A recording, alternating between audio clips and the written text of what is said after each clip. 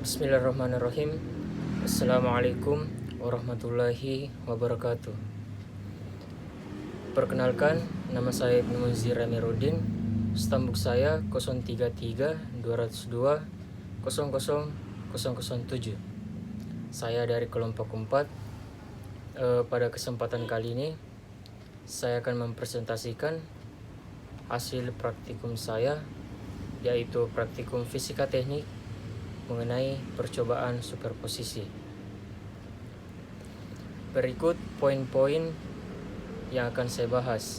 Yang pertama itu teorema superposisi, yang kedua teorema Thevenin dalam superposisi, yang ketiga prinsip superposisi linear, yang keempat itu multimeter, yang kelima teorema superposisi rangkaian AC, dan yang terakhir itu catu daya. Pertama-tama kita akan membahas teorema superposisi. Pengertian teorema superposisi adalah arus yang melalui atau tegangan yang melintas sebuah elemen dalam sebuah jaringan linear. Dua arah sama dengan jumlah aljabar arus atau tegangan yang dihasilkan secara terpisah oleh masing-masing sumber. Teorema superposisi merupakan salah satu solusi yang membuat suatu rangkaian yang terlihat kompleks dijadikan lebih sederhana. Kemudian prinsip superposisi tidak dapat digunakan untuk perhitungan daya karena daya yang hilang dalam sebuah sumber tahanan berubah-berubah sebanding dengan kuadrat arus atau tegangan atau tidak linear. Kemudian kita akan membahas teorema Thevenin dalam superposisi. Teorema Thevenin dalam superposisi terdiri dari dua. Yang pertama itu rangkaian seri dan yang kedua rangkaian paralel. Rangkaian seri adalah rangkaian listrik yang terdiri dari hanya satu jalur untuk melewatkan arus. Arus di dalam rangkaian seri ditunjukkan dengan mengikuti persamaan berikut.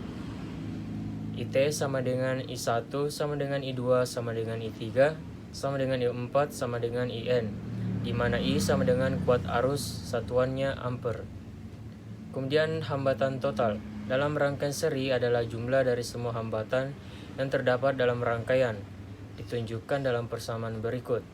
RT sama dengan R1 tambah R2 tambah R3 tambah R4 tambah Rn, di mana R sama dengan hambatan, satuannya itu ohm. Kemudian rangkaian paralel. Rangkaian paralel adalah rangkaian listrik yang komponennya disusun sejajar, di mana terdapat lebih dari satu jalur listrik atau bercabang secara paralel. Arus di setiap beban dapat dihitung dengan hukum Ohm saat tahanan dan tegangan telah diketahui dengan mengikuti rumus berikut. IT sama dengan I1, maksudnya tambah I1 tambah I2 tambah I3 tambah I4 tambah IN, di mana I sama dengan kuat arus. Kemudian tahanan total dalam rangkaian paralel bukan merupakan jumlah dari semua tahanan yang ada. Untuk dua buah tegangan digunakan rumus berikut. RT sama dengan R1 kali R2 per R1 kali R2, di mana R adalah hambatan.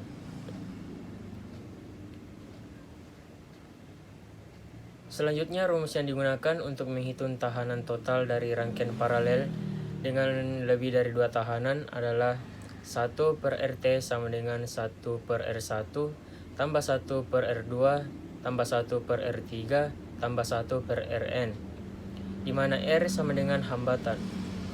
Dan setiap beban dalam rangkaian paralel memakai tegangan total yang disalurkan ke beban, maka rumusnya adalah ET sama dengan E1 sama dengan E2 sama dengan E3 sama dengan E4 sama dengan EN, di mana E sama dengan sumber tegangan atau volt. Kemudian kita akan membahas prinsip superposisi linear. Prinsipnya, ketika dua gelombang atau lebih datang secara bersamaan pada tempat yang sama, resultan gangguan adalah jumlah gangguan dari masing-masing gelombang. Prinsip ini dapat diaplikasikan pada semua jenis gelombang, termasuk gelombang bunyi, gelombang permukaan air, dan gelombang elektromagnetik seperti cahaya. Dalam tiap rangkaian pasif yang bersifat linear, bila suatu sumber tegangan F yang dipasang pada cabang K menghasilkan arus I1 sama dengan I pada cabang M, maka bila sumber tegangan F tersebut dipindahkan ke cabang M, arus yang mengalir pada cabang K adalah I2 sama dengan I.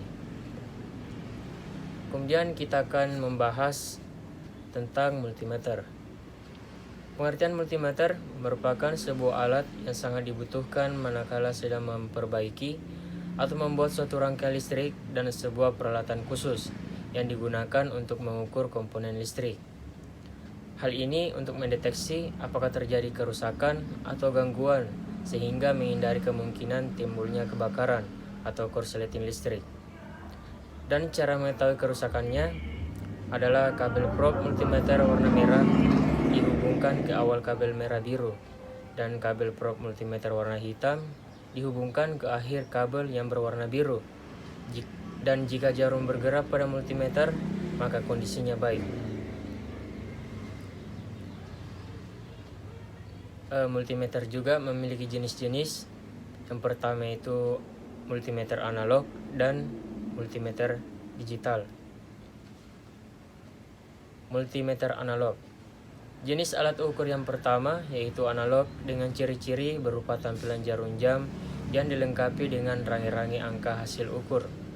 Dengan kata lain, jenis analog lebih manual perhitungannya, sehingga dibutuhkan ketelitian terutama saat menentukan tegangan atau voltage yang cukup besar.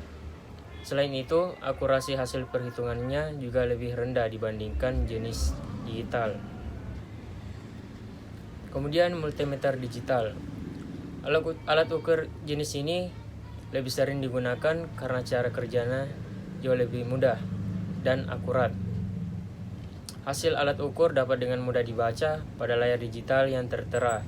Istilah lain dari multitester jenis ini adalah DFOM atau Digital Volt Ohm-meter atau DMM, Digital Multimeter.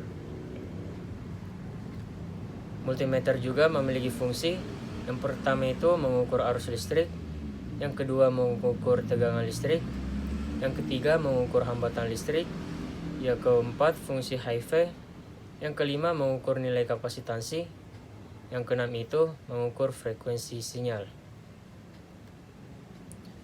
Berikut gambaran multimeter beserta bagian-bagiannya, dan di slide berikutnya saya akan menyebutkan bagian-bagian dari multimeter beserta fungsinya. Ini dia bagian-bagian multimeter. Yang pertama, skrup berfungsi untuk mengatur kedudukan jarum jam atau dikenal dengan istilah zero aju screw. Skrup ini bisa diputar ke kanan atau ke kiri menggunakan alat bantu obeng. Yang kedua, tombol pengatur jarum penunjuk berfungsi untuk mengatur jarum ukur agar berada di posisi 0 atau 0. Yang ketiga, saklar selektor berfungsi untuk memilih posisi pengukuran serta batas pengukurannya. Yang keempat, lubang kutub positif dan negatif berfungsi sebagai tempat masuknya test lead plus warna merah atau warna hitam.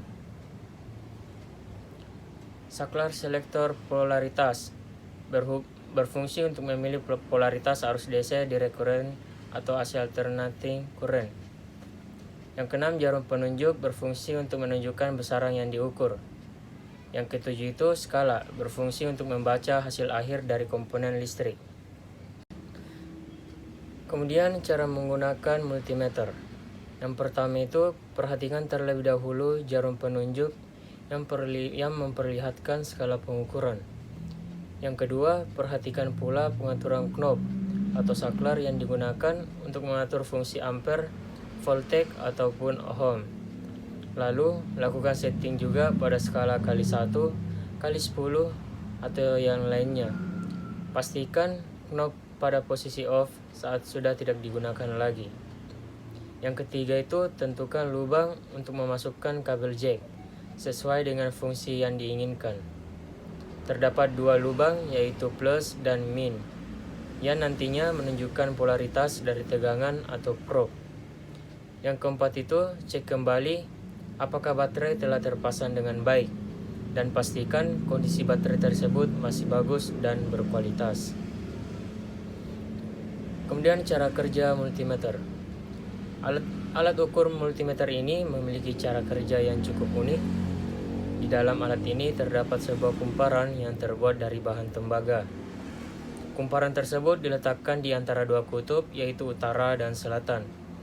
Pada kumparan tersebut terdapat sebuah jarum ukur atau jarum meter sebagai penunjuk skala. Apabila dua ujung kumparan tersebut dialiri oleh arus listrik, maka jarum jam akan bergerak menuju skala tertentu. Kemudian kita akan menjelaskan tentang teorema superposisi rangkaian AC. Teorema ini menjadi penting jika rangkaian memiliki beberapa sumber yang bekerja pada frekuensi yang berbeda. Pada kasus ini, impedansi bergantung pada frekuensi, harus memiliki rangkaian ekuivalen domain frekuensi untuk masing-masing frekuensi. Respon total harus diperoleh dengan menambahkan respon individual pada domain waktu tersebut. Hal yang salah jika kita menambahkan respon yang kita peroleh di domain fasor atau frekuensi. Hal ini dikarenakan faktor eksponensial E per IWT adalah implisit dalam analisis sinusoidal, dan faktor tersebut dapat berubah untuk tiap frekuensi angular. Karena itu, tidak masuk akal jika kalian menambahkan respon pada frekuensi yang berbeda di domain fasor. Jadi, ketika suatu rangkaian beroperasi pada frekuensi yang berbeda, maka harus menambahkan respon pada masing-masing frekuensi di domain waktu. Dan pembahasan yang terakhir yaitu catu daya. Pengertian catu daya adalah suatu peralatan listrik yang berperan menyediakan energi listrik dan mengelolanya pada perangkat elektronika. Secara sederhana, peran sebuah catu daya yaitu mengolah sumber listrik dari stop kontak. Catu daya merupakan elemen penting dalam sebuah rangkaian elektronika. Kemudian komponen catu daya. Catu daya memiliki 4 komponen. Yang pertama itu transformator, yang kedua dioda, yang ketiga kapasitor, dan yang terakhir IC voltage regulator. Yang pertama, transformator. Transformator merupakan komponen yang berfungsi mengubah tegangan listrik, yaitu menurunkan tegangan listrik dari sumber listrik. Dalam hal ini, tegangan 220 AC diturunkan menjadi arus AC yang lebih kecil. Berikut gambaran transformator. Selanjutnya dioda. Dioda berfungsi untuk menyerahkan arus AC menjadi arus DC dengan memblokir setengah gelombang arus DC. Maksudnya AC. Kemudian kapasitor. Kapasitor berfungsi untuk menyaring tegangan DC yang tidak stabil dan menjadikannya rata dan stabil. Dan yang terakhir, IC voltage regulator. IC voltage regulator berfungsi untuk mengubah tegangan DC menjadi tegangan yang stabil dan siap digunakan oleh perangkat elektronik. Kemudian, catu daya memiliki 3 klasifikasi. Yang pertama itu berdasarkan fungsi, yang kedua berdasarkan bentuk, dan yang terakhir berdasarkan metode konversi. Terakhir, jenis-jenis catu daya. Yang pertama itu DC power supply. Merupakan catu daya yang mengalirkan tegangan atau arus listrik dalam bentuk direct current. Yang kedua, AC power supply.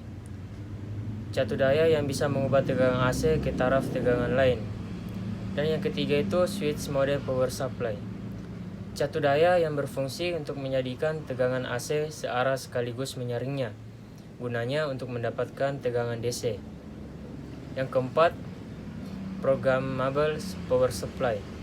Catu daya yang bisa dikontrol pengoperasiannya dengan remote control. Yang kelima, uninterruptible power supply. Catu daya yang memiliki 2 sumber arus listrik, yaitu tegangan input AC dan baterai di dalamnya. Dan yang terakhir itu high voltage power supply. Catu daya yang bisa menghasilkan tegangan tinggi hingga ribuan volt. Mungkin itu saja yang bisa saya sampaikan. Lebih dan kurangnya mohon dimaafkan. Wabillahi taufiq wal hidayah. Wassalamualaikum warahmatullahi wabarakatuh.